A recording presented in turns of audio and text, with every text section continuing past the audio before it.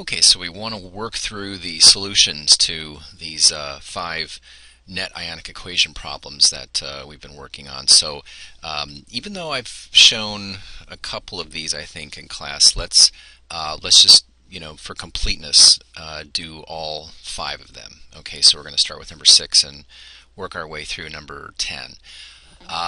All right, so the first thing that we need to do when we're given a couple of reactants like this in the aqueous phase is to write the balanced chemical equation. So we recognize that we have a double replacement reaction. So the the cation and the anion in each ionic compound are they're gonna switch partners. So the barium is going to we'll write that together with the sulfate, and we will write the potassium with the chloride. All right, so when we do that, we have barium sulfate, okay, and plus potassium, okay. So as we said in class today, even though there's a subscript 2 here, don't assume that it needs a subscript 2. Just write the element first. So that's potassium chloride. Now we're going to go back and take a look at the charges on these things. Make sure that they're balanced. So barium is 2 plus. The sulfate is 2 minus. So 1-to-1 ratio there is fine. And potassium is single plus, chloride single minus. So a 1-to-1 ratio within each chemical formula is fine. Now we need to balance. We have 1 barium on each side. We have 1 sulfate on each side. We have 2 potassiums and 2 chlorides on the left side. Only 1 of each on the right, so we need a 2 here, right? Okay, so now they're balanced. And then let me sneak up here. Let's look at the directions. Now that we have a balanced chemical equation, in the next part we need to determine which of the 2 will be a solid. That is, which compound would form an insoluble precipitate. And so that's the one we're going to mark with a solid. If you check your solubility rules, which hopefully you have a copy of that with you, you can see that sulfates most of them are soluble, but there are 4 exceptions. One of them is barium, and so this is the one that we need to put the solid with. Okay, so barium sulfate, that's one of the sulfates that's not soluble. It's going to fall out of solution, so we need a S there. Potassium chloride, that is soluble, so we keep the aqueous symbol there, and there we go. Okay, so we've got A done, B done. Now we need to write the complete ionic equation. So whoops, sorry about that. When we write the complete ionic equation, we need to take each of the ionic compounds that are in aqueous form and kind of dissociate the ions from each other, split them apart.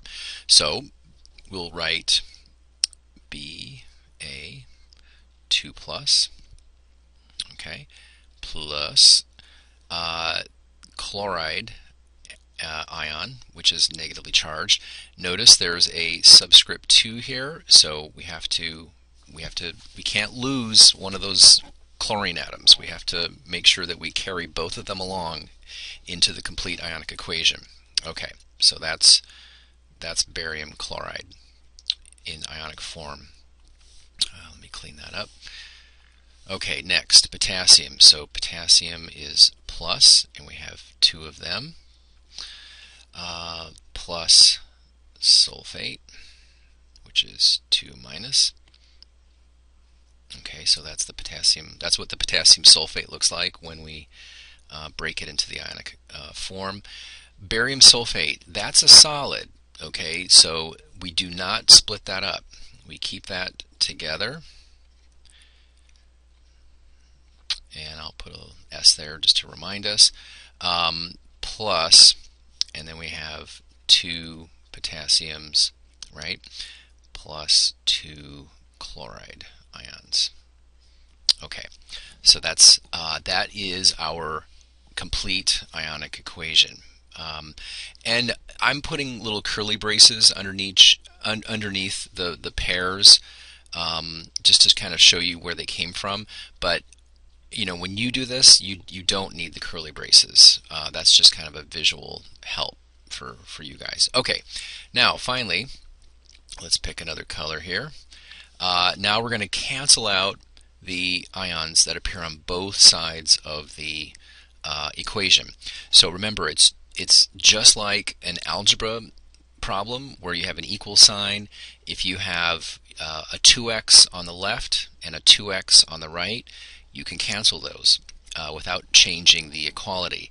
Likewise, when we're trying to come up with a net ionic equation, you look for ions that are present on both sides, and then they can cancel out. Okay, so reading left to right, you can see we have 2 chloride ions over there and 2 chloride ions over here. Okay, so since they're the same numbers and they're on both sides, we can cancel those out. Then notice that we have 2 potassium ions on each side, so those can cancel, those drop out. And what we're left with is barium 2 plus sulfate 2 minus going to barium sulfate, the solid. Okay, so when we write that all together, the net ionic equation, and for the net ionic equation, I like to be very, let's be complete. We'll put the state of matter symbol AQ, and here we go, barium sulfate. And my friends, that is the net ionic equation for number 6. Okay, now let's tackle the next one. Let me check my time here, make sure I don't go over the limit. Alright, next one.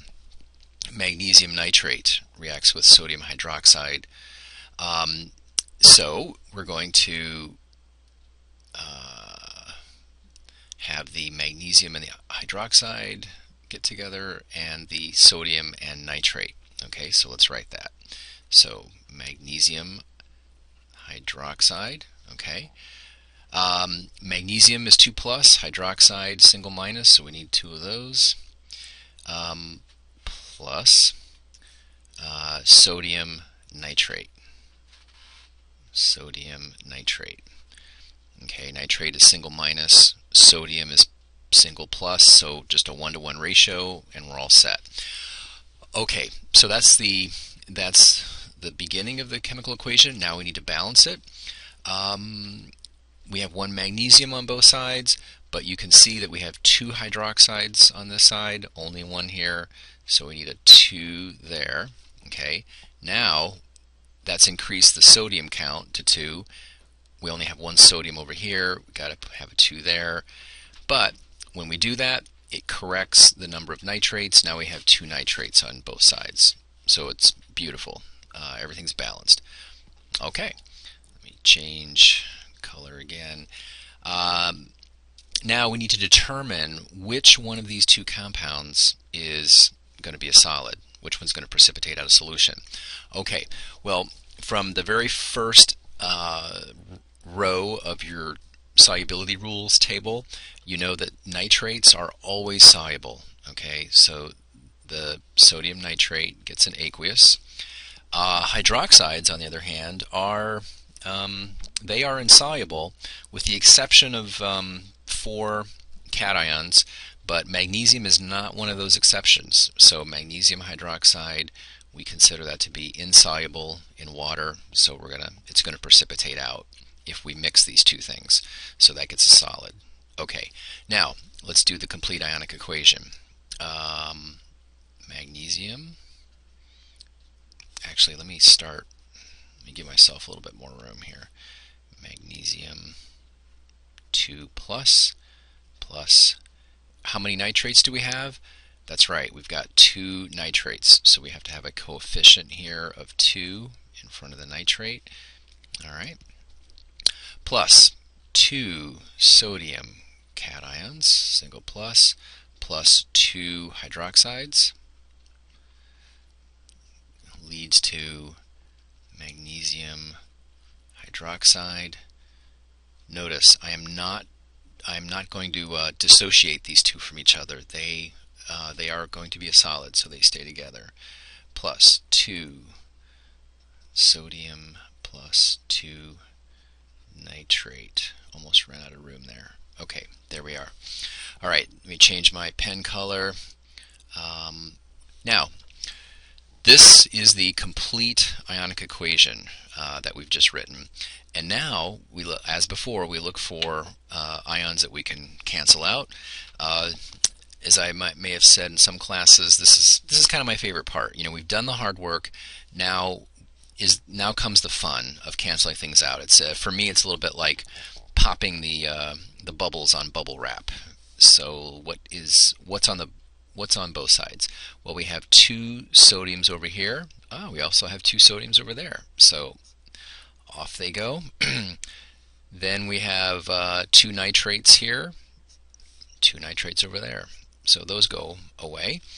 And now when we write the complete, not the complete, but the net ionic equation, that's Mg2 plus. And when we do the net, we want to be careful.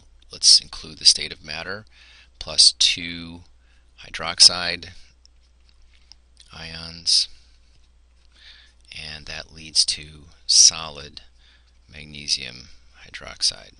Okay, so again, this is where the action is. These were the chemical players, the chemical species that actually interacted with each other in a chemical reaction. So magnesium cation reacted with 2 hydroxide ions to form magnesium hydroxide. The nitrates, the sodiums, they were just kind of hanging around. They did not interact with each other. They were just watching the show, and so we call them spectator ions. Okay, let's go to the next one. Hopefully we'll have, I'm going to go a little bit faster on this one because I think we're getting the hang of it. Okay, so here we'll have silver chloride plus potassium nitrate. Okay, and everything's 1 to 1. When we look at our solubility rules, you see that chlorides are considered soluble, but silver is one of the exceptions, so that's going to fall out of solution. Nitrates, as we know, nitrates can't hold on to any cations, so they're aqueous. And everything's balanced. There's nothing to do here on the balancing side. So let's get to that complete ionic equation. Okay, that's the silver nitrate. Here is the potassium chloride, and